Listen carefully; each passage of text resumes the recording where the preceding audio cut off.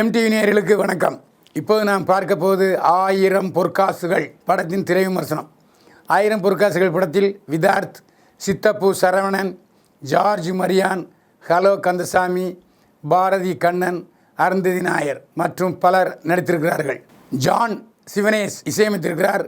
பாலுமுருகன் ஒளிப்பதிவு செய்திருக்கிறார். கதை திரைக்கதை வசனம் எழுதி இயக்கியிருக்கிறார் ரவி முருகையா கதை திரைக்கதை வசனம் எழுதி இயக்கியிருக்கிறார். கதை ஒரு ஃபன்னி கதை, சிரிப்பு. சரவணன் ஒரு வேலையும் செய்ய மாட்டார். சொந்தமாக வீடு இருக்குது, தண்ணி அடிப்பார், எங்கேயாவது சின்ன சின்ன திருட்டுகளை திருடுவார், தண்ணி அடித்து சாப்பிட்டு படுத்துருவார். அவருடைய மருமகன் வேலை வெட்டி இல்லாமல் வித்தார்த்து ஊர்லேருந்து வர்றான், மாமாட்ட தஞ்சம் வந்துடுறான். 2 பேரும் என்ன பண்ணுறான்னு யோசனை பண்ணுறானுங்க. அப்படி இருக்கும்போது இந்த மத்திய அரசுலேருந்து கழிவறை அமைக்கிறதுக்கு 12,000 கொடுக்குறாங்க ஒரு கழிவறைக்கும். இவங்க என்ன பண்ணுறாங்க, பக்கத்து வீட்டில் உள்ள கழிவறையை ஃபோட்டோ எடுத்து பஞ்சாயத்துலேருந்து 12,000 வாங்கிடுவாங்க. பக்கத்து வீடு யாருன்னா ஹலோ கந்தசாமி, என் பணத்தை கொடுன்னு ஒரே ரப்சர்.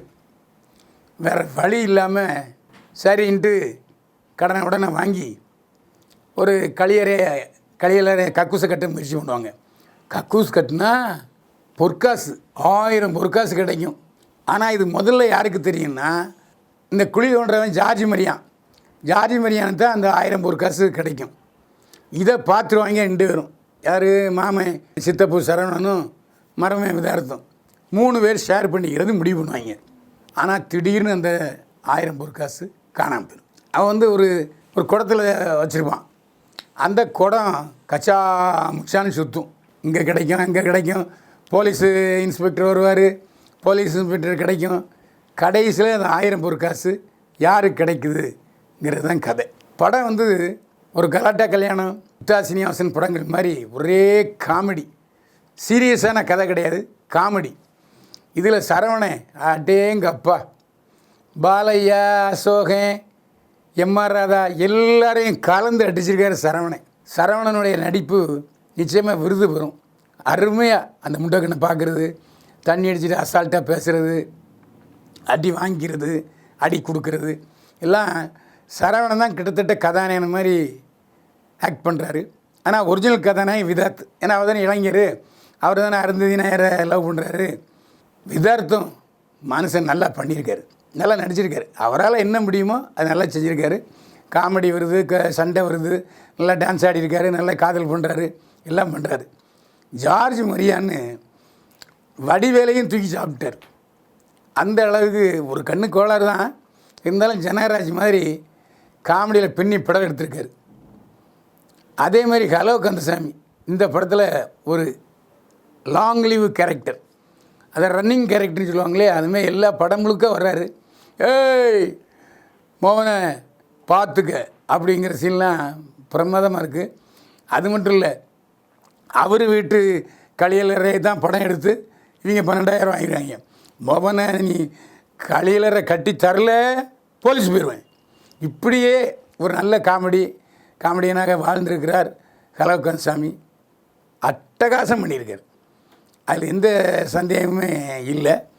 அதாவது ஹலோ கந்தசாமி அப்புறம் இந்த ஜார்ஜ் மரியான்லாம் மிகச்சிறந்த நடிப்பை வழங்கியிருக்கிறார்கள். அதாவது அவங்க ஆகா ஓகோ ஒரு நாளைக்கு 1,00,000 ரூபா சம்பளம் கேட்குற அளவுக்கு உயரலாம் கூட மனதில் ஜார்ஜ் மரியானா நல்லா நடிச்சிருக்காரு, ஹலோ கந்தசாமியா நல்லா நடிச்சிருக்காரு அப்படிங்கிற அளவுக்கு படத்தில் இம்பேக்ட் பண்ணியிருக்காங்க. அருந்ததி நாயர் அழகாக இருக்காங்க, வட்ட முகம், ஒல்லியான தேகம், ஒவ்வொரு சின்ன சின்ன பாவனைகளையும் அடித்து விளாசிருக்கு அந்த பொண்ணு. ஆனால் பிரஷோவுக்கு பார்த்தா ஆள் அங்கமுத்து மாதிரி குண்டாக இருக்குது. இன்னமும் உண்டாயிட்ட அப்படின்னு கேட்டேன் அப்படின்னு ஓடிட்டு பயந்துட்டு. அதாவது படம் தயாராகி ஒரு 2 வருஷம் போல் கிடப்பில் வந்துருக்கும் போல் இருக்குது. அருமை சகோதரர் தயாரிப்பாளர், இயக்குனர், ஃபிலிம் சேம்பர் தலைவர் KR படத்தை ரிலீஸ் பண்ணியிருக்காரு. நீண்ட இடைவெளிக்கு பிறகு இந்த படத்தினுடைய தரம் கருதி காமெடிக்காகவே படத்தை ரிலீஸ் பண்ணியிருக்காரு KR. நிச்சயமாக அவருக்கு ஒரு லாபகரமான படமாக அமையும். இந்த படத்தில் பானுமுருகேசன் ஒளிப்பதிவு செய்திருக்கிறார். மிகச்சிறப்பான ஒளிப்பதிவு. அதாவது ஒரு கமர்ஷியல் படத்துக்கு நிறைய செலவு பண்ணலாம், பட் இது ஒரு பட்ஜெட் படத்துக்கு லிமிட்டெடு, இதுக்கு மேலே போனாச்சுன்னா கட்டுப்படி ஆகுதுங்கிற நிலைமையில் ஒரு பட்ஜெட் படத்துக்கு மிக அருமையாக ஒளிப்பதிவு செய்திருக்கிறார் பானுமுருகேசன். ஜான் ஷ்வனேஷ் இசையமைத்திருக்கிறார். 4 பாட்டு, நல்ல பாட்டு.